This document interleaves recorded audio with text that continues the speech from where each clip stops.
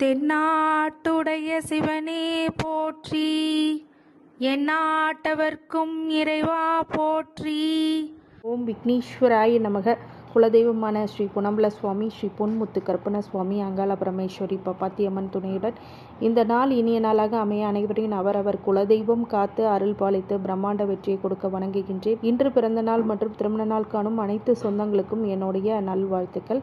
இந்த சனி வக்ர பயிற்சி கும்பராசியில் பயணம் செய்யக்கூடிய சனி பகவான் ஜூலை முதல் வக்ரகதியில் பயணம் செய்ய போகின்றார். இந்த சனி வக்ரம் அடைகிறதுனால சனி பயிற்சியால் யார் யாருக்கெல்லாம் பாதிப்பாக இருந்ததோ அவர்களுக்கு சில நன்மைகளும், யாருக்கெல்லாம் சாதகமாக இருந்ததோ அவர்களுக்கு சில பாதிப்புகள் உண்டாக வாய்ப்புகள் அதிகமாக இருக்கிறது. இந்த ஜூலை முதல் நவம்பர் வரை யாருடைய வாழ்க்கையில் அதிரடி மாற்றங்களும் தாக்கங்களும் அதிர்வலைகளும் ஏற்பட போகிறது என்பதை முழுக்க இந்த காணொலியை பாருங்கள். இது வரைக்கும் சப்ஸ்கிரைப் பண்ணாமல் இருந்தீங்க அப்படின்னா சப்ஸ்கிரைப் பண்ணுங்கள். பெல் ஐக்கானை ப்ரெஸ் பண்ணி நோட்டிஃபிகேஷனை ஆன் பண்ணுங்கள். செட்டிங்ஸை ஆன் பண்ணிவிட்டு முழுக்க இந்த வீடியோஸ் வர உங்களுக்கு புது புது வீடியோஸை அப்லோட் பண்ணுறோம். அதில் நீங்கள் எல்லாம் பார்த்து பயன்பெறக்கூடிய விஷயமாக அது அமையும். இந்த பதிவினை உங்களுடைய உற்றார் உறவினர் நண்பர்கள் அனைவருக்கும் பகிர்ந்து பயன் தருமாறு கேட்டுக்கொள்கின்றேன்.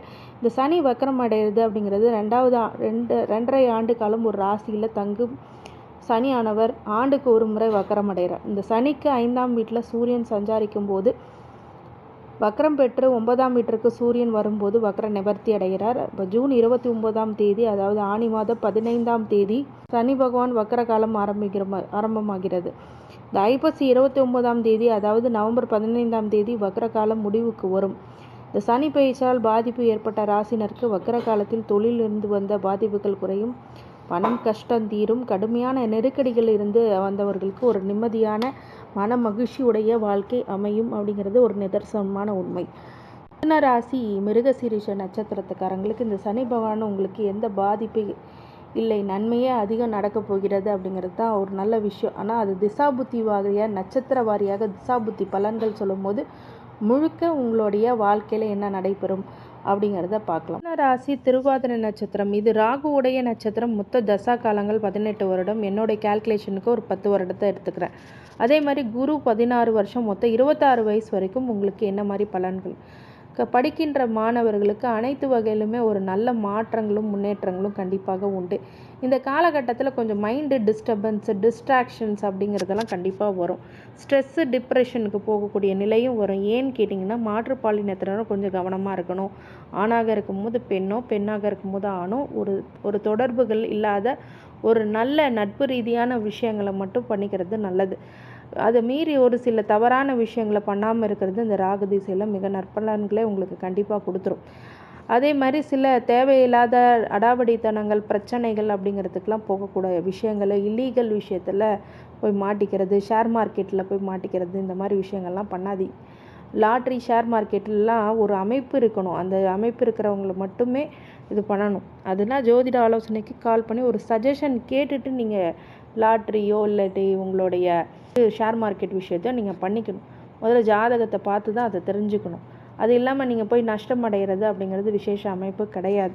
பொதுவாகவே இந்த லாட்ரி இந்த மாதிரி விஷயங்களை பேன் பண்ண விஷயங்கள் எல்லாம் ஒரு இல்லீகல் சென்சபிளான விஷயத்தெல்லாம் விட்டுருங்க. அதே மாதிரி அது ஒரு பொதுவாகவே பார்த்தோங்கன்னா அது ஒரு சூதாட்டம் மாதிரி, இது வாழ்க்கையை கெடுக்கும் அப்படிங்கிறது தான் உண்மையான விஷயம். அதனால் ராகு திசையில் இது மாதிரி சில விஷயங்கள்லாம் பண்ண வைக்கும். அதே மாதிரி ஆகாத சில கெட்ட பழக்க வழக்கங்களை கற்றுக்கிறத நிறுத்திக்கணும். அப்போ நல்லா இருக்கும். அந்த குரு திசையும் அந்த காலத்தில் கொஞ்சம் என்ன ஆகுறது, சில பேருக்கு நல்ல வாழ்க்கை, திருமண வாழ்க்கை, நல்ல பேர் அப்படிங்கிறதுலாம் கொடுத்துரும். சில பேர்த்துக்கு உத்தியோகம் இல்லாமல் உத்தியோகம் கிடைக்கக்கூடிய இந்த சனி வக்கர பீரியடில் கண்டிப்பாக இந்த குரு திசை காலங்களுக்குள்ளே கிடச்சிரும். நல்ல வாழ்க்கை, நல்ல மனை, நல்ல வீடு அப்படிங்கிறதெல்லாம் இந்த காலகட்டங்களில் கண்டிப்பாக நிறைவேறும். பிள்ளை இல்லாததற்கு புத்திர பாக்கியம் கிடைக்கும். ஒரு 26 வயசுக்குள்ளே இருக்கிறவங்களுக்கு சொல்கிறேன். அதே மாதிரி ஹையர் ஸ்டடீஸ் படிக்கணும்னு நினைக்கிறவங்களுக்கு நல்ல படிப்பு கொடுக்கக்கூடிய காலகட்டமாக இந்த காலகட்டம் உண்டு. அடுத்தது சனி திசை 26 வயசுலேருந்து 45. இந்த காலகட்டத்தில் சனி திசை அப்படிங்கிறது ஒரு அவயோக திசையாக இருந்ததுன்னா மிகப்பெரிய கொடுமையாக கொடுக்கும். ஃபினான்ஷியலி ஜீரோ ஆக்கிறோம், மைனஸ் ஆக்கும், இந்த மாதிரி விஷயங்கள்லாம் பண்ணும். அதனால் பயந்துக்கெல்லாம் வேணாம், நெகட்டிவாக சொல்கிறேன்னு. சனி திசையில் எப்படி 11ஆம் இடத்துல உங்களுக்கு இருக்குது, பகை வீட்டில் இல்லாமல் இருக்கிறது, சனி கிட்ட கிரகங்களோட சேராமல் இருக்கிறது அப்படிங்கிறது தான் இந்த சனி திசையோட ஒரு பாதிப்பு இல்லாமல் தப்பிக்க வைக்கும். 6, 8, 12 அப்படிங்கிற மறையிற ஸ்தானத்துலேயும் ஒரு சில பிரச்சனைகளை உங்களுக்கு சனி திசை கொடுத்துரும். சனி திசையில் உஷாராக இருக்கக்கூடிய காலகட்டம். ஆஞ்சநேயர் வழிபாடு இந்த 19 வருஷமும் நீங்கள் பண்ணணும். அதுதான் வந்து உசிதமான ஒரு பரிகார வழிபாடு. இதை விஷயமாக பண்ணிட்டீங்க அப்படின்னா உங்கள் வாழ்க்கையில் மிகப்பெரிய மேன்மை அப்படிங்கிறது கண்டிப்பாக உருவாகியே கொடுக்கும் அப்படிங்கிறது மாற்று கருத்துக்கு இல்லை. ஆனால் சனி திசை அப்படிங்கிறது உங்களுக்கு 8க்கும் 9க்கும் உடைய திசை அப்படிங்கிறதுனால ஒரு கோர்ட் கேஸ் வம்பு வழக்கு அப்படிங்கிறதுலாம் தன்னை போல் வந்து பிரச்சனை பண்ணும். நீங்களே சும்மா இருந்தாலும் பிரச்சனையை கொடுக்கும் அப்படிங்கிறதுக்கு ஒரு இந்த காலகட்டம் அமையும். 9க்குரியவன் அப்படிங்கிறதுனால பூர்வீகம் சார்ந்த விஷயங்கள், தந்தை வழி உறவுகள், தந்தை விஷயங்கள் அப்படிங்கிறதெல்லாம் ரொம்ப டிஸ்டர்ப் பண்ணும். இந்த சனி திசை அப்படிங்கும் போது உங்கள் ஜாதகத்தில் சனி எங்கெல்லாம் இருக்கார், என்ன இடத்த பார்க்குறாரு, அதை பொறுத்தே உங்களுக்கு பலன் அதிகமாக நடக்கும் 200%. அப்போது உங்களோட ஜாதகத்தையும் ஆய்வு செய்ய வேண்டும் சனி திசை. அப்போது ஜோதிட ஆலோசனைக்கு இந்த நம்பருக்கு கால் பண்ணுங்கள். கண்டிப்பாக சனி திசை உங்களுக்கு எப்படி கொடுக்கும் அப்படிங்கிறத சொல்லிடலாம். அடுத்தது புதன் திசை 45 வயசுலேருந்து 62 வயசு வரைக்கும். இந்த புதன் திசை ராசியாதிபதி திசை. இதே லக்னமாக இருந்தால் லக்னாதிபதி திசை, இல்லை கன்னிய லக்னமாக இருந்தாலும் லக்னாதிபதி திசை. இந்த புதன் திசை மிக அற்புதமான காலகட்டம். சனி திசையில் எவ்வளோலாம் கஷ்டப்பட்டிருப்பீங்களோ, கீழ்நிலைக்கு வந்துடும், அதுக்கெல்லாம் மிக உருப்படியான காலம்னா அந்த புதன் திசை தான். மிதன ராசிக்காரங்க அந்த காலகட்டத்தில் தான் உங்களுக்கு மேன்மை, படிப்பில் உங்கள் பிள்ளைகளால் மகிழ்ச்சி, உங்களுடைய மனைவி மூலமா அந்யோன்யம் அப்படிங்கிறதெல்லாம் அதிகரிக்கக்கூடிய காலகட்டம். இதே காலகட்டத்தில் தான் எல்லா குடும்பத்து விஷயத்துலையும் நல்லா எடுத்து செய்வீங்க. அப்போ தான் உங்களுக்கு நிறைய மதிப்பு மரியாதை அப்படிங்கிறது கொடுக்கக்கூடிய திசை அப்படின்னு சொன்னால் இந்த காலகட்டத்தில் உள்ள புதன் திசை மட்டுமே. இந்த புதன் திசையில் ஆசிரியர்களாகவோ, இல்லை கல்வி நிலையங்களை நடத்துகிறவங்களா இருந்தாலோ, இல்லை கம்யூனிகேஷன் சம்மந்தப்பட்ட விஷயங்களாக இருந்தாலும், பிஸ்னஸ் கம்யூனிகேஷன், மார்க்கெட்டிங், அப்புறம் நிறைய ஐடி டெக்னாலஜிலாம் பண்ண தொழில் நடத்தக்கூடியவங்களோ, இல்லை வாத்தியாராக இருந்தாங்கன்னா இந்த காலகட்டத்தில் நல்ல ஒரு பலன்களை அவங்களுக்கு கண்டிப்பாக அனுபவிப்பாங்க. வீடு வாசல், சொத்து சேர்க்கை, செல்வாக்கு அப்படிங்கிறதெல்லாம் அரசாங்க உத்தியோகத்தில் இருக்கிற மதிப்பு மரியாதை, ப்ரொமோஷன்ஸ் அப்படின்லாம் கூடக்கூடிய காலகட்டங்கள். புது வீடு கட்டி கிரகப்பிரவேசம் பண்ணுவீங்க. அது மாதிரி இந்த ராசியாதிபதி திசையில் நடக்கும். அடுத்தது கேது திசை 62 வயசுலேருந்து 69 வயசு. இந்த ஞானத்தை கொடுக்கக்கூடிய திசை. கேது திசை மிக கஷ்டத்தை கொடுத்தாலும் உடல்நிலையில் பாதிப்பு, பிரச்சனைகள் அப்படிங்கிறது கண்டிப்பாக கொடுத்துரும். அஷ்டம சனியில் ஆட்டி படைச்சி மிதுன ராசியை ஒரு வழி பண்ண இடத்துல இந்த கேது திசையும் ஒரு உடல் பாதிப்பை கொடுக்கும், மன சங்கடத்தை கொடுக்கும். அதனால் இறை வழிபாடு பண்ணும்போது கேது திசை நல்லதை கொடுப்பார்.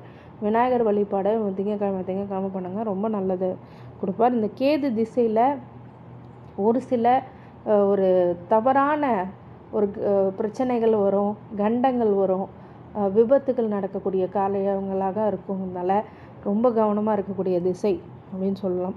அடுத்தது சுக்கிர திசை 69 வயசுலேருந்து 89 வயசு இருக்குது. இந்த சுக்கிர திசை அப்படிங்கும்போது சுகபோக வாழ்க்கையை அள்ளி கொடுக்கும். ஆனால் ரொம்ப எச்சரிக்கையாகவும் கவனமாகவும் இருக்கணும். ஒரு கான்ட்ரவர்சியை மீறி சனி வகரத்தப்போ உங்களுக்கு ஒரு நல்ல விஷயமும் நடக்கும். சுக்கிர திசையில் ரெஸ்பெக்ட், ரெகக்னிஷன் அப்படிங்கிறதெல்லாம் தன்னை போல் கிடைக்கும். உங்கள் வாழ்க்கையில் எதிர்பார்க்கக்கூடிய மதிப்பு, மரியாதை, சொத்து, சுகம், சேர்க்கை, எல்லா வழியிலையும் உங்களுக்கு மதிப்பு கூடக்கூடிய காலகட்டமாக இது காலகட்டம் இருக்கும். உங்கள் சொல்லுக்கும் செயலுக்கும் கண்டிப்பாக ஒரு அங்கீகாரம் கிடைச்சே ஆகும்.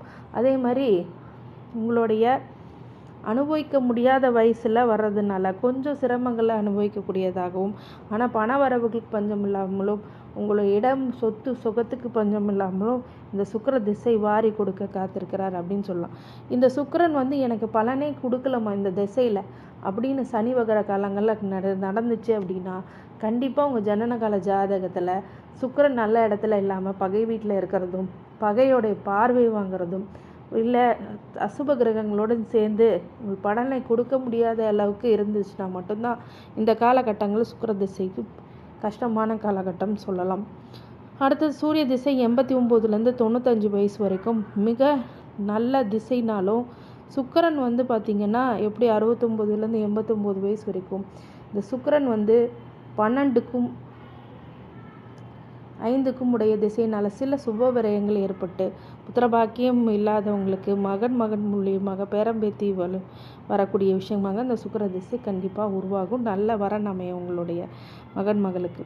சூரிய திசைன்னு சொல்லும் போது 3 திசை மறைவுஸ்தான திசை அப்படிங்கிறதுனால இளைய சகோதரர் வழியில் பிரச்சனை, நண்பர்களால் பிரச்சனை, கூட ரொம்ப நாள் பழகிட்ட நம்பிக்கையாக இருந்தாங்கங்க, ஆனால் இப்படி ஏமாற்றுவாங்கன்னு நினைக்கல அப்படிங்கிறவங்களாம் இந்த காலகட்டத்தில் இந்த 6 வருஷம் கவனமாக இருக்கணும். அதே மாதிரி கவர்மெண்ட் டாக்குமெண்டேஷன்ஸ் அதிலெல்லாம் ரொம்ப கவனமாக இருக்கும்.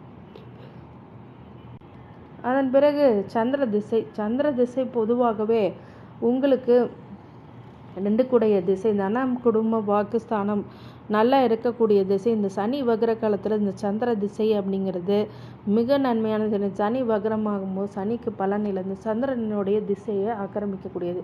எப்போவுமே சனி நல்ல திசை வரும்போது படுத்துடுவார். அப்புறம்போது சனியினால் நல்லது நடக்காது. ஆனால் இந்த சனி வக்ரம் அடையும் போது சந்திர திசை நல்லா வேலை செய்யும். நல்ல குடும்பம், நல்ல வாழ்க்கை, வெளிநாட்டு பயணம் அப்படிங்கிறதெல்லாம் கொடுத்துரும். நோய்வாய்ப்படும், நோயோட தீவிரம் கம்மியாகும், எதிரிகளோட ஆட்டம் கம்மியாகும், உங்கள் கை ஓங்கி நிற்கும். அதே மாதிரி கடனால் கஷ்டப்பட்டவங்களுக்கு குறைய ஆரம்பிக்கும். இருந்தாலும் ஒரு சில கவனங்களும் கண்டிப்பாக இந்த காலகட்டங்களில் வச்சுக்கே ஆகணும். அப்படிங்கிறதுனால இந்த மிதுன ராசிக்காரங்க பொதுவாகவே திருவாதிரை நட்சத்திரத்துக்காரங்க ராகுவுடைய நட்சத்திரமாக இருக்கிறதுனால காளி வழிபாடு வெள்ளிக்கிழமை 9 to 10 சனி ஓரையில் எலுமிச்சம்பழம் மாலையை கோர்த்து வணங்கி வர்றது மிகப்பெரிய நன்மையை கொடுக்கும். மிதுன ராசிக்காரங்க புதன்கிழமையும் சனிக்கிழமையும் பெருமாள் வழிபாடு பண்ணுறது ரொம்ப விசேஷம். அதே மாதிரி குலதெய்வ வழிபாடு மிக முக்கியமானது. இந்த மிதுன ராசி திருவாதிரை நட்சத்திரக்காரங்களுக்கு அனைத்து ஐஸ்வர்யங்களும் சகல சௌபாக்கியங்களும் மன நிம்மதியும் ஆரோக்கியத்தை கொடுக்க வேண்டும் என்ற பிரம்மன் மகாஈஸ்வரரை வேண்டி வணங்குகின்றேன். வாழ்க வளமுடன். திருச்சிற்றம்பலம்.